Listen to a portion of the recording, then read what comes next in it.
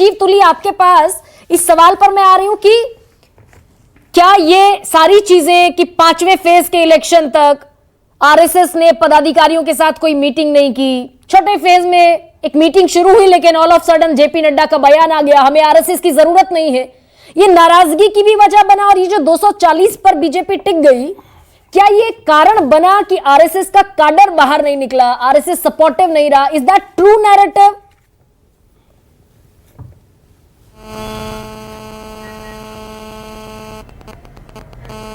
Professor Rajiv, आवाज आ रही है आपको मेरी?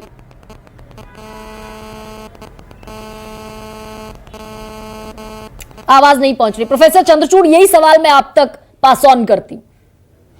नहीं, देखिए, मुझे तो लगता है कि ये जो आप चर्चा कर रही हैं, ये चर्चा करनी चाहिए, लेकिन सबसे बड़ी बात यह है कि जो राम माधव जी ने आज ही जो लेख लिखा है, उस लेख चल हो जा शुरू। केसरिया से मन जोगी हुआ रे, दिल झूमे देखो पतवारा हुआ रे, दिल झूमे देखो पतवारा हुआ रे। हर पल मनाओ केसरी त्योहार।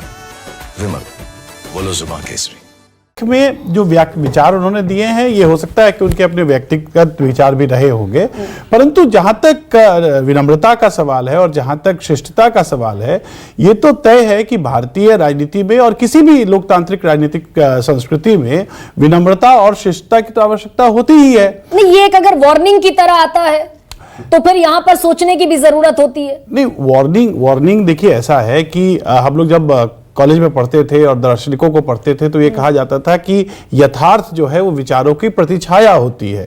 तो अगर हम मान के चले कि संघ का परिवार है और उस परिवार का भाग भारतीय जनता पार्टी है और संघ के अपने वैचारिक शुद्धता है, परिशुद्धता है, और संघ जब भी अपनी बात करता है तो राष्ट्र का उत्थान, सांस्कृतिक चेतना, तो इन सब चीजों का जो एक व्यवहारिक रूप होगा, राजनीतिक स्वरूप जो होता है, वो भारतीय जनता पार्टी के माध्यम से होता है।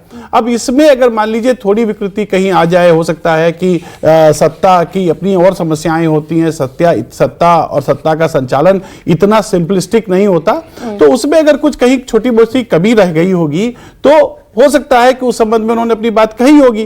लेकिन मैं ये भी बताना चाहता हूं कि उसी लेख, जिस लेख का जिक्र हम कर रहे हैं, उसी लेख में श्री राम माधव जी ने भारतीय जनता पार्टी और नरेंद्र मोदी के अंतर्गत के नेतृत्व में जो सक्सेस हुआ है, जो सफलता मिला है, उसका भी उन्होंने व्याख्यान किया है। और मुझे लगता है कि जो बात हम कह रहे हैं वो सिर्फ अंत में 2 लाइनों में लिखा गया बात है। मैं इस पूरे एक सेकेंड प्रोफेसर, आप कह रहे हैं कि निश्चित तौर पर जो सफलताएं उनका व्याख्यान किया है, लेकिन जोड़ यह भी दिया कि अगर अयोध्या में राम मंदिर की, भव्य राम मंदिर की, रामलला की प्राण प्रतिष्ठा के बावजूद हार मिली है तो उस पर निश्चित तौर पर इंट्रोस्पेक्शन बनता है। नहीं, इंट्रोस्पेक्शन तो जीत में भी बनता है गरिमा जी, हार में भी बनता है, जीत में भी बनता है। आप समझिए, भारतीय जनता पार्टी के एक वरिष्ठ नेता थे, भूतपूर्व प्रधानमंत्री थे, तो कहते ही थे कि जीत में भी हार में भी हमें हम्बल तो हर जगह होना चाहिए, और इसमें तो कोई नई बात नहीं है। हाँ, ये जरूर है कि ऐसा इसलिए लग रहा है कि उत्तर प्रदेश में अप्रत्याशित रूप से जो सफलता मिलनी चाहिए थी वो नहीं मिली है। लेकिन आप ये भी तो देखिए कि भारत जो देश है वो बड़ा देश है। कौन सा ऐसा क्षेत्र है, कौन सा एक ऐसा राज्य है जहां भारतीय जनता पार्टी का प्रभुत्व नहीं है या उसका प्रदर्शन खराब रहा है? उत्तर प्रदेश एक राज्य है जहां पर जो हमें चाहिए था वो शायद नहीं हो पाया। उस पर विचार होगा, उस पर मंथन होगा। मसला ये नहीं है, एक सेकेंड सर, मसला कहां पर सक्सेस और कहां पर फेलियर, बस इतना भर नहीं है। अगर बहुत सारे राज्य ऐसे हैं जहां क्लीन स्वीप किया बीजेपी ने, तो बहुत सारे राज्य ऐसे, मैंने फेरिस्त गिनवाई, उत्तर प्रदेश, महाराष्ट्र, बंगाल, बहुत सारे राज्य, राजस्थान उसमें शामिल, हरियाणा उसमें शामिल। ये इससे आगे का मुद्दा है क्या कि अगर संघ के बड़े नेता ये कह रहे हैं कि ये विनम्रता का मैंडेट है, यानी कि एरोगेंस कहीं था क्या? मैं बस इतना आपसे पूछना चाह रही हूं। नहीं, मुझे नहीं लगता कि एरोगेंस था। ये हो सकता है कि कुछ गलतियां हो गई होंगी, ये हो सकता है कि जो कार्यकर्ता होंगे वो एक राजनीति और खास करके सत्ता में एंटी इनकम्बेंसी की फीलिंग होती है, वो रही होगी, और उसको ठीक करना, अब उसको आप विनम्रता का नाम दे सकते हैं, आप उसको शिष्टता का नाम दे सकते हैं, कार्यकर्ताओं को तरजीह देने के को भी आप श्रेष्ठता कह सकते हैं, ये बातें मैं मानता हूं।